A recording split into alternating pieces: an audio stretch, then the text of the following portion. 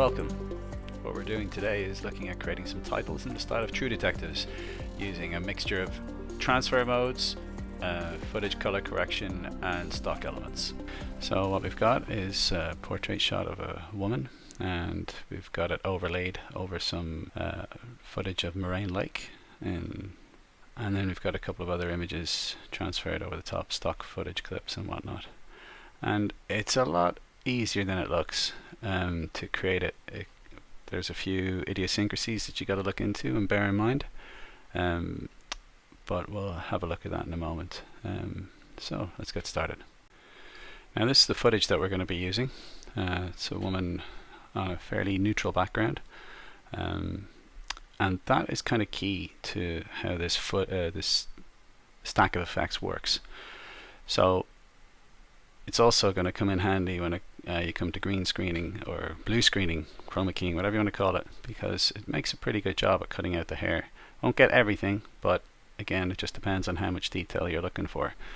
So ultimately, this effect, the main thing that you got to look out for is, does it have a fairly homogeneous background? In this case, it's blurry clouds, quite a large depth of field on it. You can't see any detail in the sea or the clouds for that matter. Even the beach and sand dunes and bluffs that are here, it's quite blurred. Now this will need to be masked out itself, but it's pretty simple just to get a straightforward mask around our shoulder when you go into the final composite. So we'll have a look and we'll take it from there. So drag it down here. This is the create new comp button. So whenever you drag some footage elements onto that, it's going to create a new comp based on those sizes. So this is 4K footage. Let's have a look. 3840 by 2160. And this is what's created. Same comp size, 3140, 2160, 25 frames a second. Start time code is something like that, probably the time of day it was shot. I'm going to change it to 0 just to make it easy. Alright, so first thing we're going to do here is start adding add a series of layers that's going to make it easy for us to extract other color values. So this one's first going to be levels. Drag it out. Remove that for now. Command 0. So I'm going to change my drop down to blue. And the main reason I'm picking that is, well, there's a variety of reasons, but main reason being, if I start moving my cursor around in the composition window, and then I look over here at the info, I can see where certain color values are stronger than others. So her skin's kind of pinkish reddish tint, same as her hair, and then her bra top is kind of blackish blue, but that can all be pushed out of here. So what we're going to do is start dragging these endpoints, chiclets, wedges, triangles, whatever you want to call them, and we're just going to bring it in, such as this. So you can see the colors are getting quite crazy over there on the side.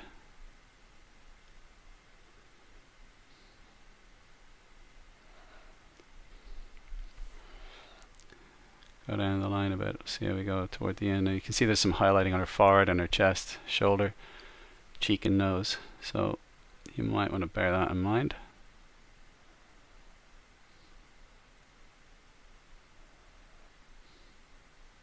You can always come back in here. Okay, so that seems like it'll do for now. I'll add a shift channels effect. Now with this one, I'm going to take the alpha from the blue that we've pushed forward in our, or pushed forward, but we've edited in with the levels effect. So go from alpha to blue. Okay, you can see already something interesting is happening. We'll take the red, full on, green, full on, blue, full on. So you can see what we've got here. We've got now a mask, or a layer that can be used as a mask. Now at this point, if you feel you want to go back up to adjust your levels a bit more, feel free to go do it.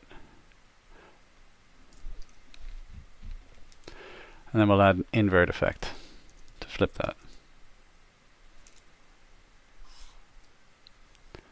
And channel RGB, we'll switch that to alpha. It's the alpha channel we're inverting, not the RGB. And let's go back and finesse our blue a little more. Okay, so let's go back to our project window. First we're going to rename this mask. This composition is going to be called mask. And I'll drag it down to create a new composition. There we go. Now what we're going to do is use the black and white to cut out the footage below it. So I'll rename this composition. Click in the timeline, hit Command or Apple K or Windows Control or Command K. We'll call it Gritty Titles. Oops, Gittles, nope. Caps lock, Gritty Titles. Now grab one of my footage layers. In this case, mountain lake seemed to work really well. Okay, so now I've got my mask and my footage. I'm going to use the mask layer to cut out the footage that I need. So here I've got my transfer modes, my track mats. The track mats will take the mask or the alpha or the luminance of the layer above it and use it to create a mask. So in this case, bang, one mask. So using the alpha channel. So as you can see, if we hit this button here, it shows us our transparency grid, same as in Photoshop. When there's nothing there, it's a transparency grid like in chess.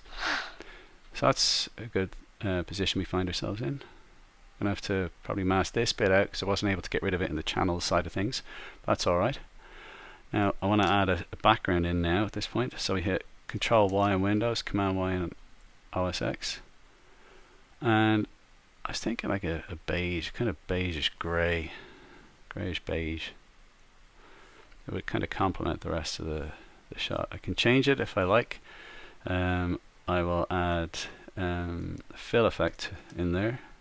It's more that it complements the blue, the intense cyan of the lake, and also similar but not identical to what you have here. Now you can change that obviously to be almost the same as that pixel value or that one or whatever works, or whatever is your taste, but that's what I'm going with for now. Let's go back to our project window and let's grab that footage of the girl, bring it in. It's going to be our multiple exposure. So there it is, drop it in, perfectly lines up. Now over to my transfer mode. No, I'm going to change that.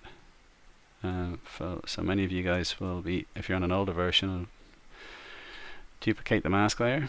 The older version of After Effects doesn't, track mats work differently.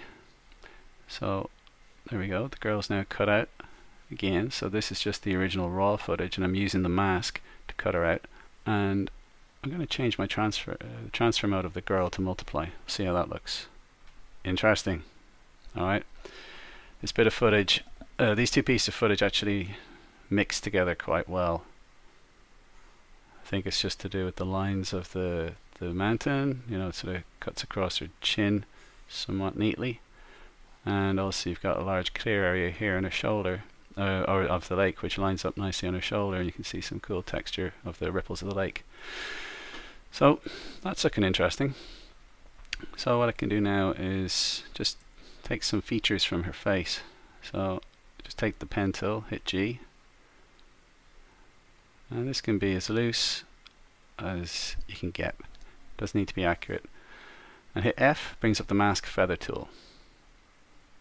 And this is similar to Photoshop. You just hit the mask feathering and whatever works there for you. Alright, so now we can see her eye, her eyebrow. Nice cut out there around her chin and nose. If we look back here in her hair, it's a little crispy, but it's a good start at least. This, let's see how this works. We'll try cutting out there on her shoulder. So select the mountain layer.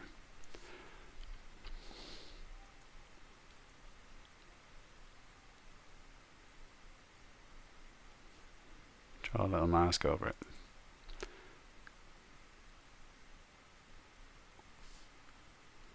Hit M to bring up your mask tool. You can either hit inverted or subtract.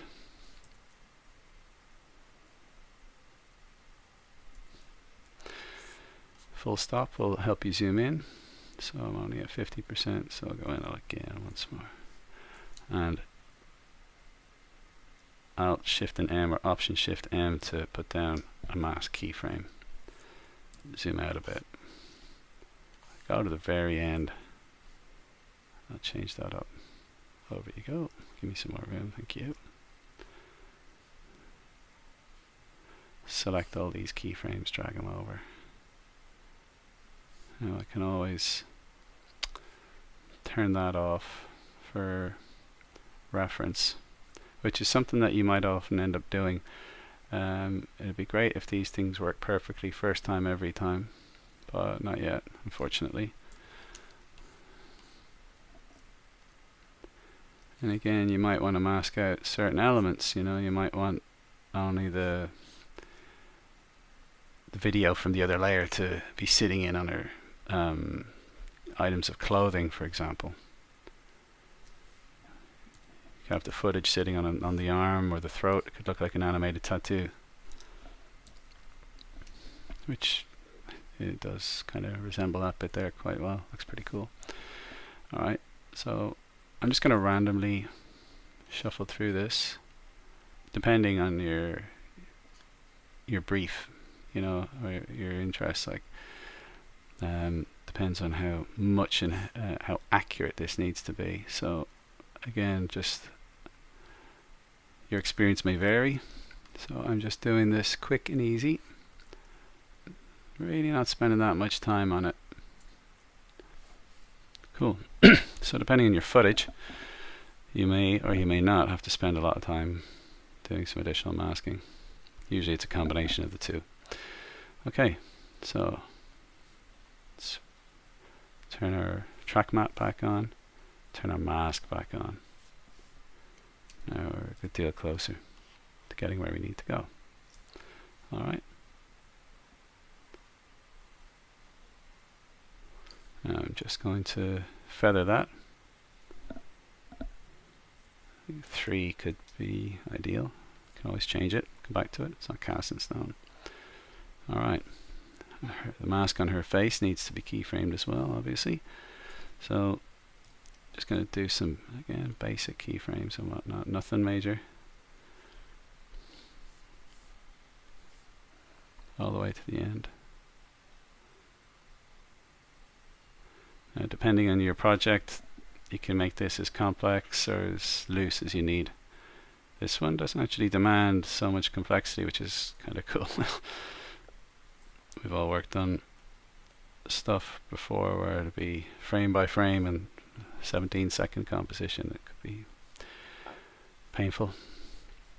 Really, okay, I'm satisfied with that for the moment. So we're going to add a few other elements now. We're going to call it Gritty Drama. So open up my text, and Ephra was a good one. I checked this one out earlier. So make sure your toolbar is visible. If not, go to Window, go down to Tools, you'll find it. And we need our text tool, so or Control T. So I'm just going to type it here. Gritty Drama. It's yellow. Lovely. I'm going to make that kind of big. And I'm going to center align it.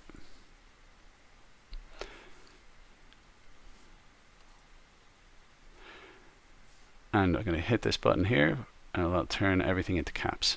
So one thing to bear in mind when doing any kind of typographic work is mixing the weights of the same typeface can give some pretty cool and quick and easy typographic layouts. In order to animate the tracking, go into my layer here, enable or animate tracking. So at the start, my comp set to 0, and move on 10 seconds. Won't be using a full 10 seconds, but move it on. So now we've got the features of the girl and everything kind of masked out. We're going to add a few more elements to make this look a little better. So first thing I'm going to do is I'm going to drag in this stock image of some carpentry tools. Could be murder weapons, something like that. everybody knows, you know, axes, saw blades, vice grips, or whatever it is, and a hammer. Perfect murder weapons. Alright, so scale it to fit, and then I will change my transfer mode from normal to multiply. Cool. And I'm going to desaturate that. So I've got a few options. Best one I believe would be tint, and when you type in tint up here, and straight away by default go to black and white. You can change that to anything if you want. You can change the color potentially, make it like a teal or sky blue if you want. Do whatever it is for taste. For me, I want black and white on this one. Scale that up a little bit more. I'll put some bokeh in over the top. See how that looks. Oh. There we go. With anything like this, which has a black background, if you want to knock out the back, you can just change it to screen, and the lighter areas will still be visible. It's actually quite hectic and busy, so I'll replace it with the other one.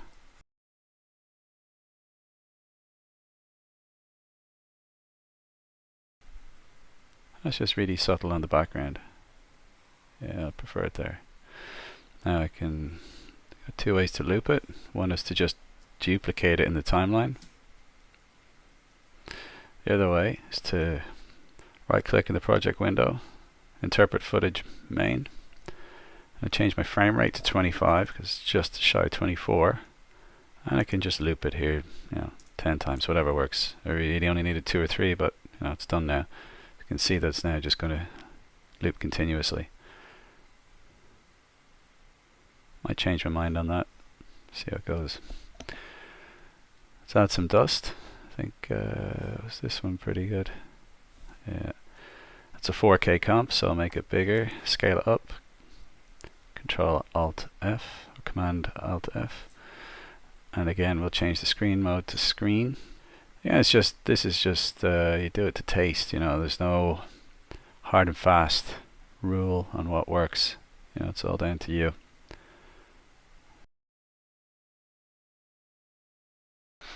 Now I can always duplicate this other one that I know works, and then offset it, change the scale a little, I can invert it, or reverse it, sorry. Make it say 200, and while I'm at it I make the entire composition 10 seconds long. So I've moved it to 9 seconds 24 frames. I hit N to change the work area, the end of the work area, and then I've got the shortcut, or either the easiest way to do it is trim comp to work area, or you can do Control Shift and X.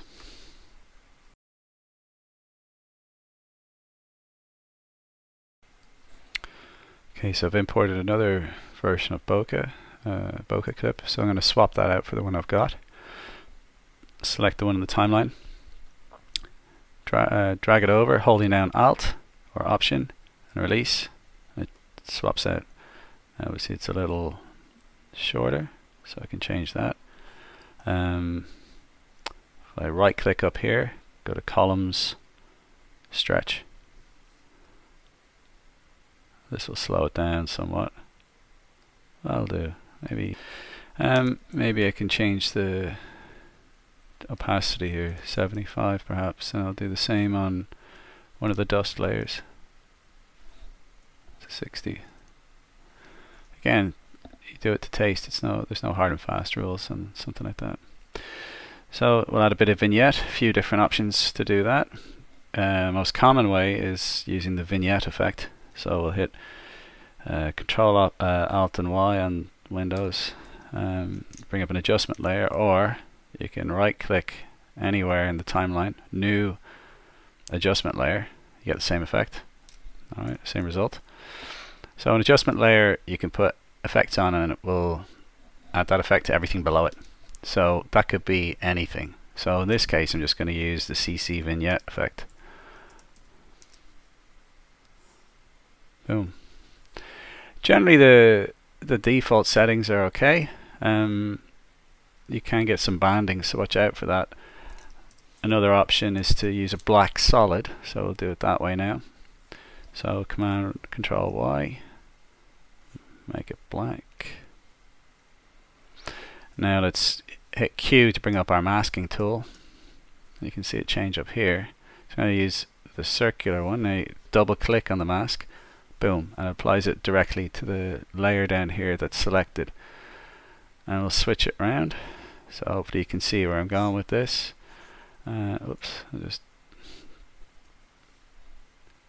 double click it to bring up the transform properties. I'll bring it in, bring the mask in. I'm not changing the shape of the solid, but I'm changing the shape of the mask. I want it more like that, not with the hard edge. So I'll hit F to bring up the feather controls. Start stretching it right out. And again, this is something you'll do for your own tastes. This is what works for me. So I'll knock the transparency back on the black solid layer to 50 or so. Now, anything else we can add or change, it's up to you at this point, but might have a look at the background fill on my background layer. A little more beige. I want a ever so slight little addition of warmth. Because the gritty drama, there's murders most horrid happening, so let's throw in some blood splatters. See how they look. Could be a bit much. Sometimes you can start throwing stuff in like this and it just ends up, you know, you're just adding too much. But there's an interesting bit of negative space going on there between the outline of the girl's chin and the blood splatters here. So let's see if we can do something with that. So I'll hit W and that'll hit W and that will give change my tool to the rotate tool. So I've got the blood layer selected, so now I can just rotate it by clicking and dragging. I hit V and it goes back to the move tool. W to rotate. So definitely something that looks like it should line up, you know, like a bit of negative space. I might need to, let's grab our carpentry tools layer again. Just don't want that to be overlaying on the blood. Scale it up a little more.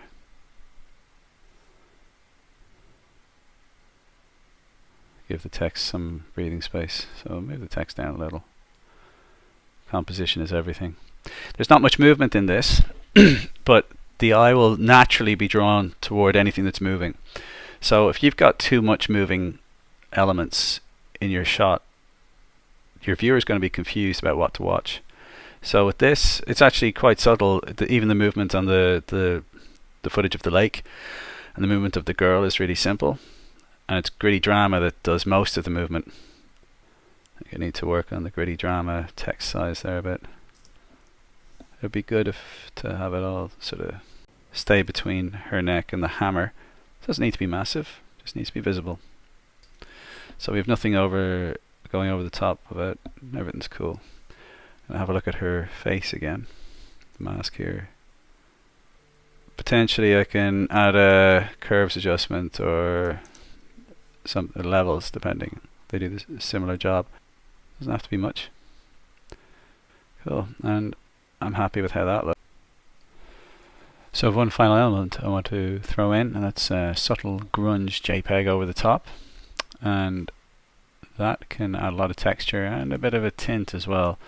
So scale that to go outside the frame, you know. And then I'll set my transfer mode to multiply. Usually it takes a bit of experimentation to see what's going to work. So what I can do to make it easy or a little faster on myself, select the layer, Shift and plus on the keyboard, and that will start cycling through my transfer modes. Now realistically, you're looking at like variations of 3 or 4 of them. You know, that looks pretty sweet. Color dodge. Overlay, I think, was the one. Let's check the transparency. Bring it back to 50. See how that looks. 75. And that adds a bit of both texture to everything and the color of the layer itself. You can see it's kind of brown, and that will tint everything below it again. So before and after. Again, this is all down to your personal preference, your personal taste, so I'm going to go with this one. And one extra thing you can do is add a tritone effect to the mountains footage layer. So let's give that a whirl. Straight away it'll default to brown, so first thing I do is actually turn it off and map that brown color to cyan or blue or something. A little dark, but lovely. Getting closer. So let's turn it off again. Maybe try this shaded reflection from the tree. See how we look. A little dark. Now, again, there's no hard and fast rule to this one. It's just what looks good to you without the blood. Dunno. The original version, I had that vertical flourish on the text. No real need for it, I don't think, so I'll leave it as it is. Let's turn the blood. Maybe the blood's a little. Yeah, we could add some curves or something. Tighten it up. Darken it a little. Alright, I hope you learned something useful there, and we'll catch you in the next one.